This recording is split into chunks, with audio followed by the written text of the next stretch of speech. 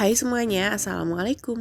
Kali ini aku bikin bolu pandan santan mini. Jadi ini rasanya enak banget, empuk, kemudian juga lembut, yang pasti juga nggak bikin seret di tenggorokan. Cocok untuk ide cemilan sendiri di rumah, menemani ngeteh ataupun ngopi, dan juga bisa banget untuk dijadikan ide jualan. Sebelum memulai, jangan lupa untuk klik tombol subscribe bagi kamu yang belum subscribe. Nah, jadi gimana sih cara membuatnya? Juga pakai bahan apa aja, wajib simak terus videonya sampai akhir. So keep on watching.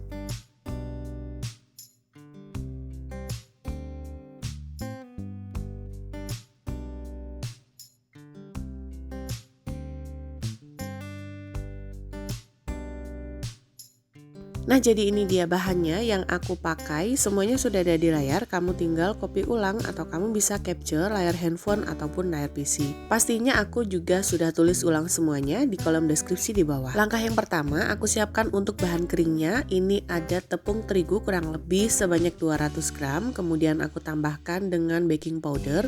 Jangan lupa sebelumnya diayak terlebih dahulu, kemudian sisihkan. Di mangkok mixer aku sudah siapkan 3 butir telur ukuran besar, kemudian masukkan juga gula pasir. Agar aromanya lebih harum lagi, jadi tambahkan juga dengan vanili cair atau boleh pakai vanili bubuk.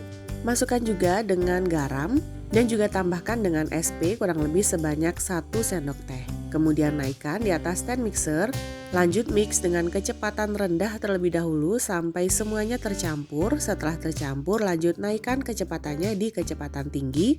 Jadi aku nge-mix ini kurang lebih selama 8 sampai dengan 10 menitan. Jadi mix sampai dia berwarna putih, pucat dan juga kental teksturnya.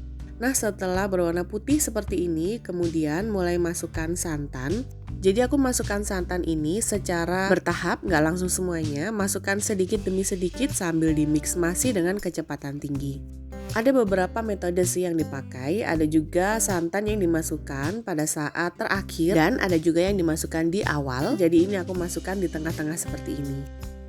Lanjut mix masih dengan kecepatan tinggi sampai dia naik kembali dan pastikan benar-benar sudah tercampur rata. Pada saat ini aku lanjut masukkan pasta pandan kurang lebih sebanyak 1 sendok teh atau sesuai selera, jadi hijaunya itu sesuaikan lagi dengan selera kamu. Kalau dirasa kurang hijau kamu bisa tambahkan lagi dengan pasta pandannya, jadi melebihi dari takaran yang aku tulis.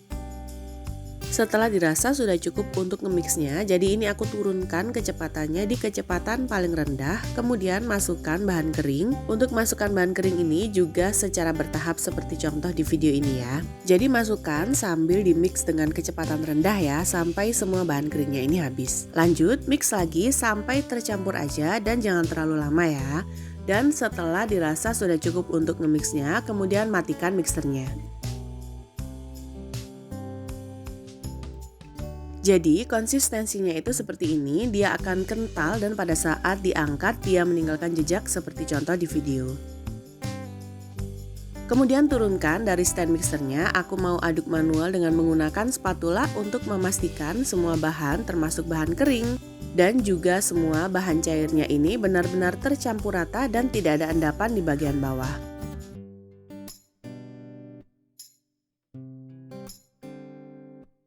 Setelah dirasa cukup, kemudian sisihkan. Nah, lanjut untuk cetakannya. Jadi ini aku pakai cetakan bunga sakura. Ini cetakannya lebih besar dari yang lainnya. Dan karena aku punya hanya 12 piece aja, aku mau pakai juga cetakan yang ukuran mini seperti ini. Sebelumnya cetakan ini sudah aku oles dengan menggunakan minyak goreng atau boleh juga dengan menggunakan margarin. Jadi oles merata ke semua sisi dan pastikan semua permukaannya ini terolesi dengan minyak goreng. Untuk adonan pandannya ini sebelumnya aku sudah taruh di piping bag atau plastik segitiga jumbo. Jadi tujuannya agar lebih mudah pada saat disemprotkan ke dalam cetakan. Untuk ngisinya sampai di garis cetakannya aja, nggak perlu sampai penuh karena nanti dia akan mengembang dan juga naik ke atas. Dalam satu resep ini aku bisa hasilkan sebanyak 28 cetakan, tapi cetakannya campuran ya, jadi aku pakai cetakan yang besar dan juga kecil seperti ini. Kalau pakai cetakan mini dan semuanya seragam dengan menggunakan cetakan mini seperti contoh di video, kurang lebih hasilnya 38 sampai dengan 40 piece. Jadi untuk hasilnya ini bermacam-macam, disesuaikan lagi dengan cetakan apa yang kamu pakai, jadi seberapa tinggi juga cetakannya.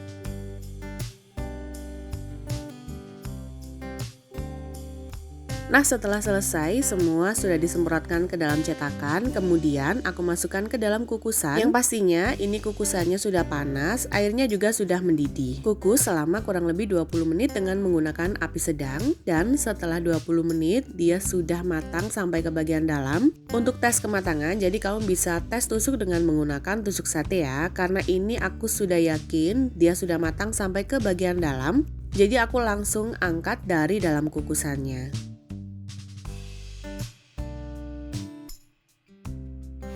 Dan ini dia hasilnya setelah aku keluarkan dari dalam kukusan, semuanya sudah aku tata rapi di atas cooling rack ini. Kemudian untuk cara mengeluarkan dari cetakannya ini, tinggal kita tekan-tekan aja di bagian sisi atau sampingnya sampai dia membentuk ruang udara, jadi tinggal langsung keluarkan aja dari cetakannya. Untuk mengeluarkan dari cetakannya ini bisa tunggu dulu sampai dingin ya, atau boleh pada saat masih panas seperti ini.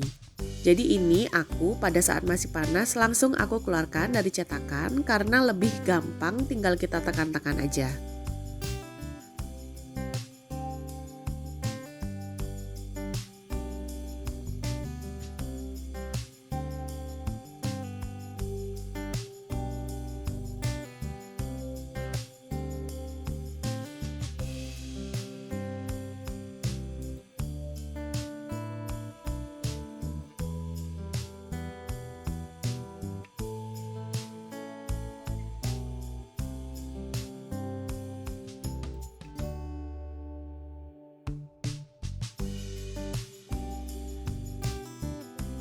Dan ini dia hasilnya setelah semua bolu aku keluarkan dari dalam cetakan. Jadi pada saat dikeluarkan dari kukusannya ini, aroma pandannya itu bener-bener wangi banget. Dia juga empuk, jadi cocok banget untuk ide cemilan, sore ataupun pagi hari temen ngeteh ataupun temen ngopi. Dan ini dia setelah hangat, aku gak sabar untuk cicipi satu. Jadi untuk bagian belakangnya ini bener-bener halus banget, empuk dan juga lembut pastinya. Pada saat aku belah kamu bisa lihat sendiri ya, ini benar-benar padat banget bagian dalamnya.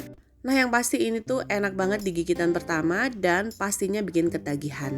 Selain untuk ide cemilan sendiri di rumah, juga bisa untuk ide hantaran atau hampers ke teman ataupun kerabat, dan juga untuk ide jualan ya. Untuk harga jualnya, jadi tinggal menyesuaikan aja berapa modal di awal, kemudian prosentase keuntungan dan juga biaya kemasannya, dan beberapa pertimbangan yang lain. Nah jadi gimana, gampang kan cara bikinnya? Semoga video ini bermanfaat.